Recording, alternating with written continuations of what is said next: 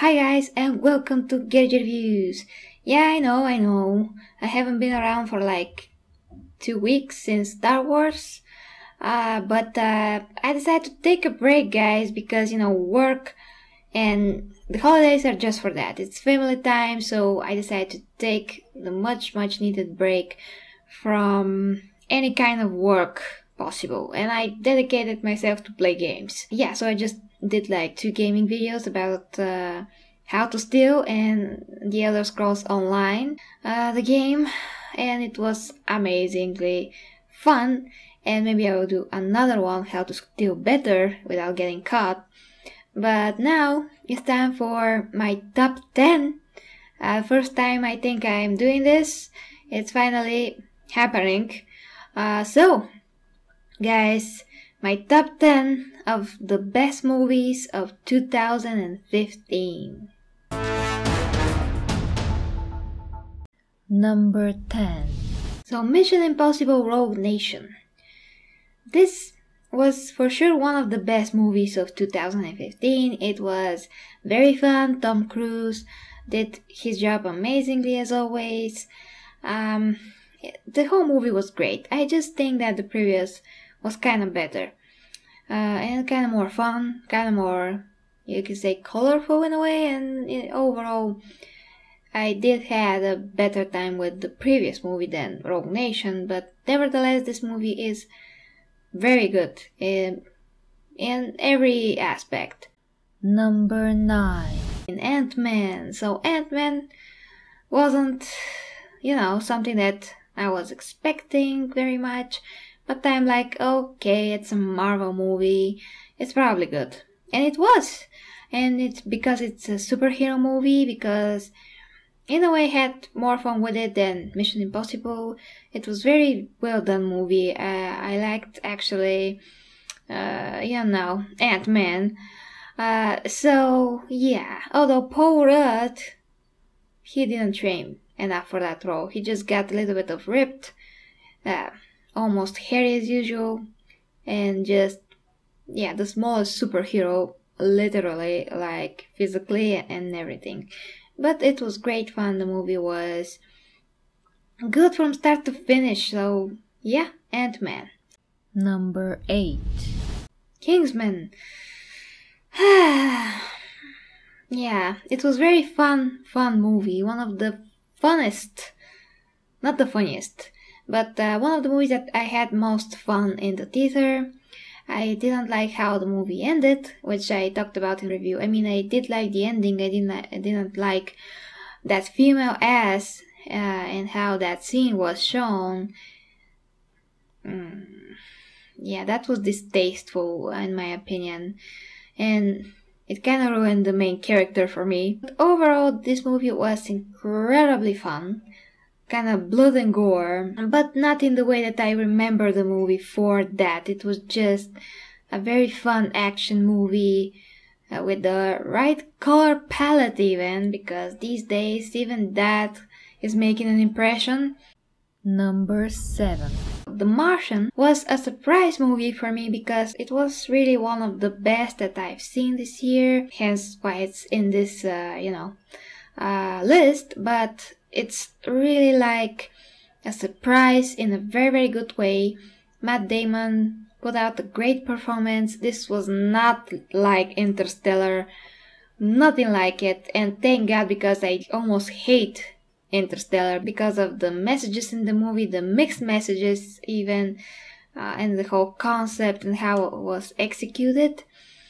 So definitely The Martian was a totally different thing, and it was great, amazingly, kind of original even, and I did like it a lot. I was at the edge of my seat the whole time, and you can't expect this from a movie like this in a way, because you're kind of thinking, oh boy, a guy and a planet, and how exciting could that be, but it really is. Number 6. Okay, maybe now you're saying, damn it, why the hell this is not in the worst list, or somewhere around there, not in the best movies. But I did have one of the best times with Terminator Genisys. I I did. I loved it. Since I loved the previous movies. I don't like that one that Arnold is missing in it. 4. I think it was 4. The previous. I did like Terminator 3. Nowadays, not that much, because back then I was a kid, now I'm not, and kind of look at things differently. And now, watching this with my dad, who is like all-time fan of Arnold and Terminator, and he was super pleased with the movie. I was, my mom was, everyone was. And I was, and I watched this movie twice, and I'm happy with it. Really am. I don't have any complaints like everyone did. So for me, yeah, Terminator Genisys. Number 5. Ooh, number 5, yeah. So Spy was the best spy movie of this year for me because it was a ton of fun. It had action enough. Melissa McCarthy was just great. She stole the show. Yeah, and the villain was Bulgarian, which is kind of ridiculous because she was with English accent and all that, but everything else in the whole movie, how it was executed, presented, the comedy in it, Jason Statham was hilarious. I can watch this movie again.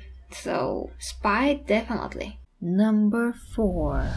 Furious 7. I can't believe that Fast and Furious movie is in my top 10 of best movies of anything, because I didn't like the first movies of the franchise. Like, my dad always watched them, and I was like, oh my god, Fast and Furious again?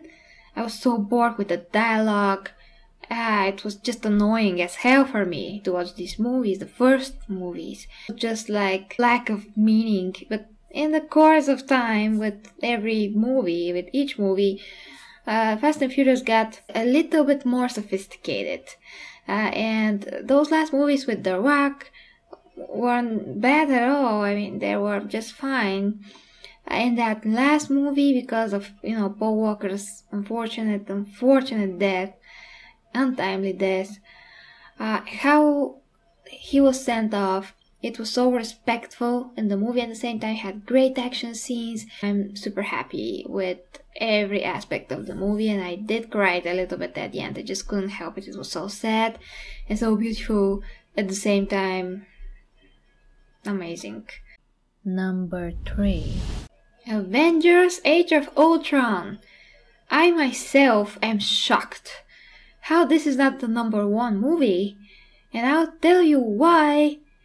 They kinda messed it up a little bit.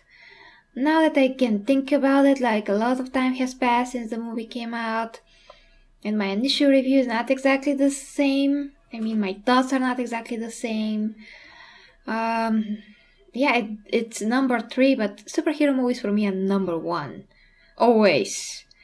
And not here exactly because as an emotional impact, the story, like the deepness of the story, it wasn't that deep. It didn't hit the right points for me. It was wonderful to look at. It was eye candy, especially Vision. He was amazing to behold, how he looked, moved, talked. Even his cape, how it was created, how he created it. I kinda wish there was more of him. I enjoyed the movie, I watched it twice on cinema, and I did enjoy every minute of it, but it was kinda lacking the deeper meaning, the heart. It was kinda rinse and repeat, and it wasn't the same anymore, not like the first one. The first one had that classical feel of superhero movie with more heart to it, and the second one was just kinda trying to use, the same bag of tea again. And it wasn't the same. So I did enjoy it. It was amazing to watch. Ultron as a villain, he was okay. Really overall it lacked a real substance to it, so that's the problem. But it is number 3 because it was one of the most enjoyable movies that I've seen. Number 2. Jurassic World. There's a movie that really surprised me because even though I liked everything about dinosaurs growing up, the old movies pretty much. I did rewatched I think 1 and 2 just to be sure what I think of that new movie, how it compares, and for me this is the best one. Yeah, it is. It's very well polished. The story is great. Chris Pratt is great. The main actress, she was great. I love her. She was so beautiful. Yeah, and she was, that type of snobby, but she turned that around and it was very cool. And now the chemistry between them, some people say that they don't have any, but I can see it. So it was fun. I had more fun with this movie than with Avengers 2? That's mind-boggling. I can't believe it. Yeah, superheroes took a step back when it comes to Marvel, at least, because Batman and Superman are coming, so let's now reveal the number 1 spot. Number 1. Star Wars The Force Awakens, guys. This movie, it surprised me, excited me to my core. I love it. I love it. I like it. I like it a lot. I love it again. It was just great. The story was great. The introduction of Rey was great. She is like a revolutionary character for the big screen. If you watch my spoiler review, I don't want to repeat myself. She's something that I never thought I'd see on the big screen, but I did, and it was great. Something that all movies need is a super powerful female character with so many talents that she could, get everything very fast, get over her fear and everything, just do what's supposed to be done and develop and kick the bad guy's ass, because she is what she is. She is talented. She's above all everyone, because again, like I said in my spoiler review, there is such people that are just more talented, just get things better, and she is one of those people. The Force is strong with her. I like Princess Leia, Carrie Fisher in the role, although many people give her a ton of crap because of her appearance, but I think she looked great in the movie. And nobody says anything about the other actors, how they got old, because they did get very, very old, and nobody says a thing about that, But anyway, the whole movie was amazingly shot. J.J. Abrams, I love him as a director. I love the Star Trek movies that he directed. It's just great, guys. So Star Wars from start to finish, I watched this twice in the movies. I can't wait to see it again when it comes out on Blu-ray. So Star Wars The Force Awakens gave me something like a nostalgia feeling, even though I didn't go through that waiting that other people went through, waiting, to the sequel of the original movies.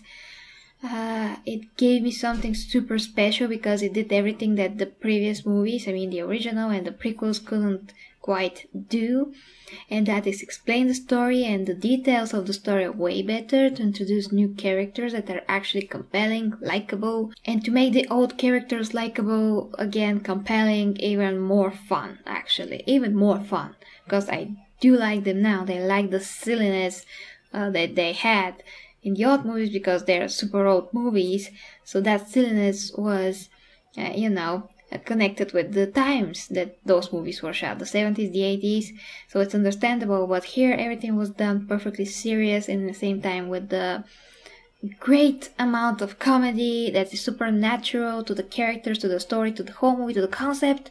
Everything is perfect in Star Wars Episode 7 The Force Awakens. So it's my number 1 movie. It's the movie that I was waiting for to see in terms of impact, on my feelings, on my soul, of what I want to see. So it's absolutely the best movie of 2015, no doubt about this. So guys, share your top 10 if you like in the comments. Thank you very much for watching. Until next time with Gary G Reviews.